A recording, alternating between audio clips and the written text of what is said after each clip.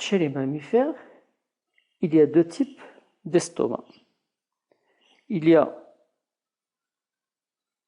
l'estomac qui est formé d'une seule poche, et l'espèce est appelée alors monogastrique, et l'estomac formé de plusieurs poches, et l'espèce est dite polygastrique. De point de vue morphologique,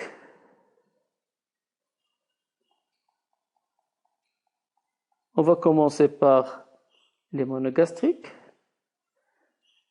Un exemple des monogastriques, c'est l'homme, le chien, le lapin, etc. L'estomac des monogastriques est une poche en forme de J majuscule. Lorsqu'il est plein, il est situé à gauche de la cavité abdominale, cachée en partie par le foie et le diaphragme. Elle a une longueur d'environ 25 cm et d'un diamètre qui varie selon la nourriture qu'il contient. Sa face latérale est convexe et sa face, elle est nommée la grande courbure, et sa face médiale est concave, elle est appelée la petite courbure.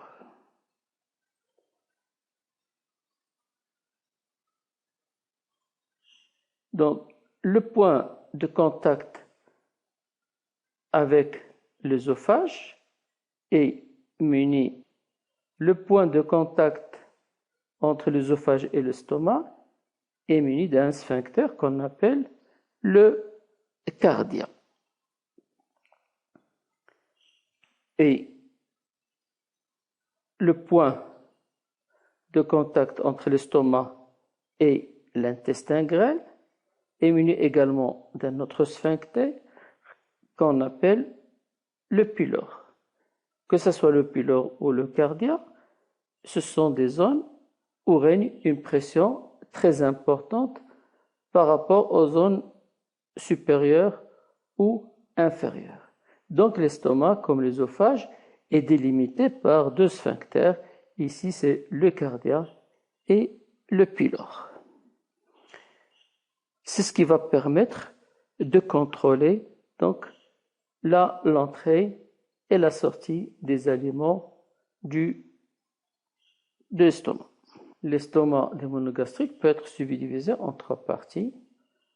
Une partie supérieure fendue sous poche à air, une partie intermédiaire qui est le corps et qui va jouer un rôle de réservoir, et la partie inférieure qu'on appelle l'antre, qui sera le siège d'activité mécanique et qui va jouer un rôle important dans l'évacuation gastrique.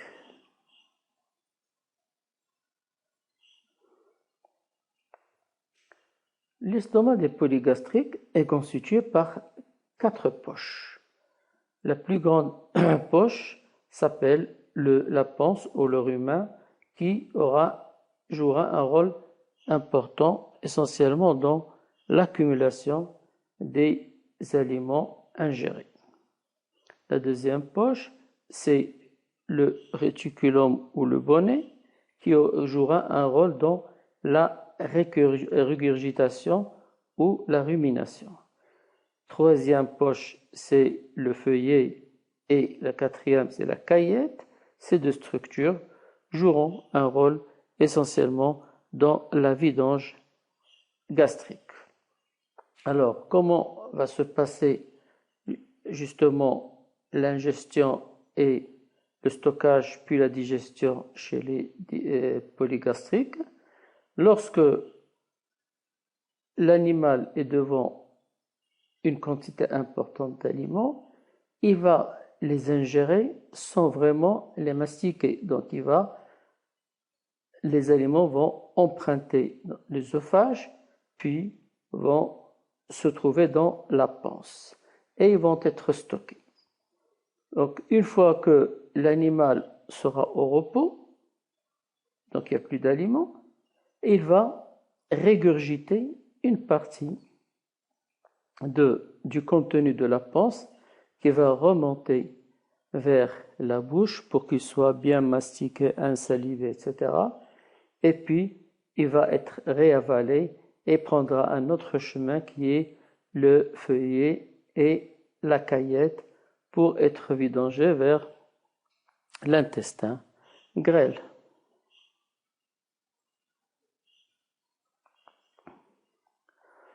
De point de vue structure, la structure de l'estomac, qu'elle soit des monogastriques ou des polygastriques, est formée toujours des 4 couches dont on avait parlé, c'est-à-dire la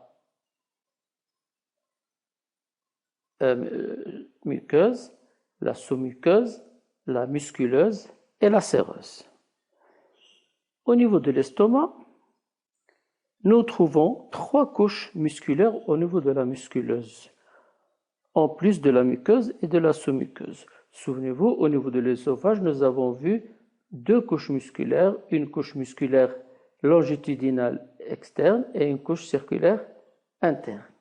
Au niveau de l'estomac, on retrouve plutôt 3 couches musculaires, une couche de fibre musculaire longitudinale externe, une couche de fibre circulaire intermédiaire, et en plus, on retrouve une couche de fibre oblique. Ces couches musculaires sont beaucoup plus renforcées au niveau de cette zone de l'antre pylorique. Donc, si on fait une coupe au niveau sagittal, au niveau de cette région anthropylorique, on va retrouver que la couche oblique est bien renforcée, alors que plus on va vers les parties supérieures, c'est-à-dire vers le corps puis vers le fundus, la couche oblique disparaît essentiellement au niveau de la petite courbure. Puisque cette zone anthropylorique va jouer un rôle très important dans le brassage des aliments et dans l'évacuation gastrique. De point de vue glande sécrétoire, la paroi de l'estomac renferme une grande quantité de cellules sécrétrices du mucus. Ce mucus forme une couche qui va tapisser la lumière et protège l'estomac de tout endommagement par les sécrétions acides nécessaires au processus de digestion qui vont s'y dérouler. On peut subdiviser la muqueuse glandulaire gastrique en 2 types de muqueuses. Une muqueuse glandulaire fundique et une muqueuse glandulaire antrale. Tout d'abord, la muqueuse glandulaire fundique.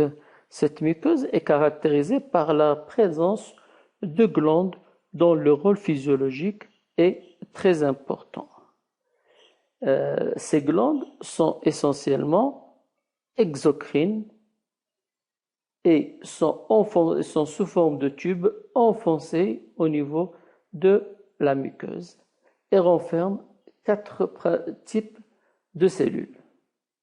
Tout d'abord, des cellules à mucus qui occupent la partie superficielle de la glande. Donc, je vous rappelle ici, vous avez la lumière gastrique et là, c'est la partie profonde de la muqueuse. Et les cellules à muqueuse donc, sont localisées dans le tiers supérieur de cette glande. Et ces cellules à mucus assurent la sécrétion du mucus dans la lumière gastrique. Le deuxième type, c'est les cellules bordantes ou cellules pariétales, qui sont des cellules de grande taille et qui sont localisées au niveau des parties intermédiaires de la glande et dans le pôle apical est dirigée vers la lumière de l'estomac.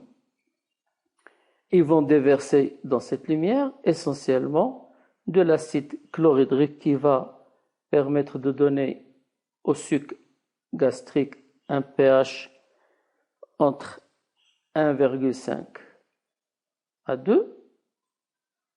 Il va également déverser une grande part de l'eau et des électrolytes du suc gastrique, ainsi qu'un facteur important qui est le facteur intrinsèque indispensable à l'absorption de la vitamine B12 dans l'intestin grêle.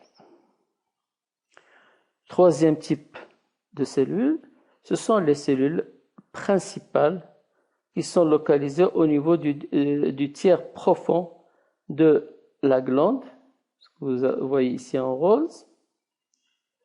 Ces cellules élaborent principalement des proenzymes qui sont les pepsinogènes 1 et 2 qui sont sous la forme inactive et qui vont par la suite s'activer et pour donner sous l'action du pH les pepsines qui vont débuter la digestion des protéines.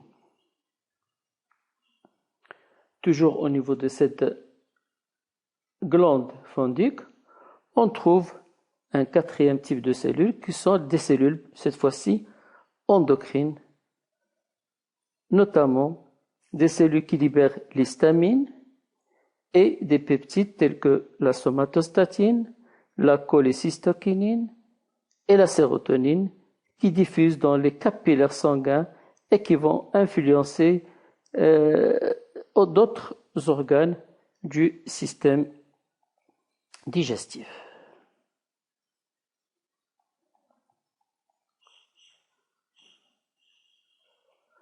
En ce qui concerne la muqueuse glandulaire antrale, elle est également formée par des glandes qui sont enfoncées dans la sous-muqueuse et qui contiennent deux types de cellules.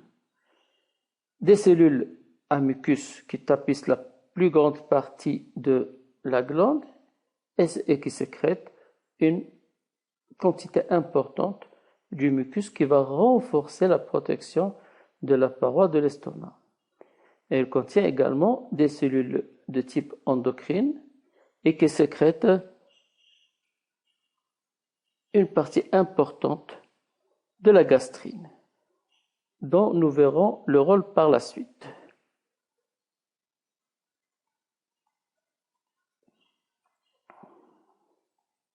En plus des cellules à gastrine, les glandes antrales renferment des cellules qui sécrètent également de la sérotonine.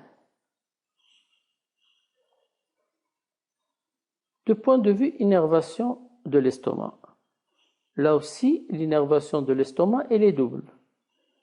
Elle est intrinsèque et extrinsèque. L'innervation intrinsèque est identique à celle de l'œsophage, c'est-à-dire formée par les ganglions intramuraux, que ce soit au niveau myentérique ou sous-muqueux, comme nous l'avons déjà décrit auparavant. Alors que l'innervation extrinsèque, elle est double, elle est parasympathique et sympathique. L'innervation parasympathique de l'estomac est assurée par les nerfs vagues. Ce sont des axones préganglionnaires dont le corps cellulaire se trouve au niveau du bulbe rachidien.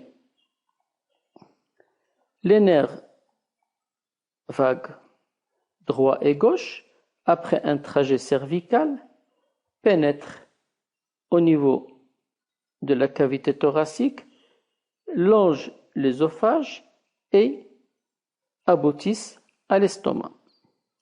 Les fibres vagales motrices, c'est-à-dire efférentes, sont cholinergiques, comme nous l'avons déjà vu, et font synapse avec les neurones postganglionnaires cholinergiques ou non cholinergiques, non adrénergiques des plexus intramuraux. Ces derniers, c'est-à-dire les plexus, innervent directement les fibres musculaires lisses et les cellules sécrétrices. La sensibilité gastrique est véhiculée par des neurones sensitifs vagaux. Donc là, on parle de la sensibilité, c'est-à-dire de la voie afférente. Elle est véhiculée par des fibres sensitives dont les corps cellulaires sont situés au niveau du ganglion plexiforme. Le ganglion plexiforme est un ganglion qui se trouve en dehors du cerveau. Il longe la carotide au niveau du cou.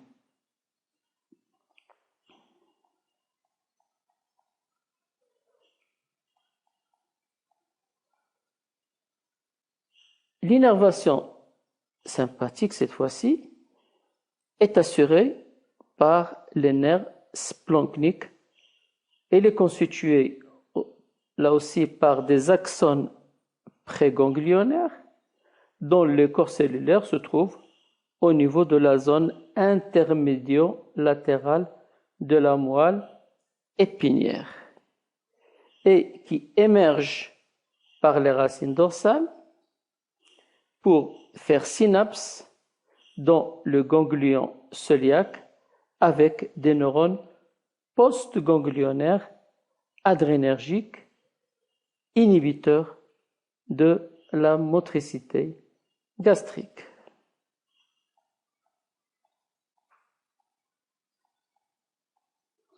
Une partie de la sensibilité de l'estomac est véhiculée par des fibres sensitives splanchniques qui ont leur corps cellulaire dans le ganglion spinal, comme vous le voyez ici sur cette figure.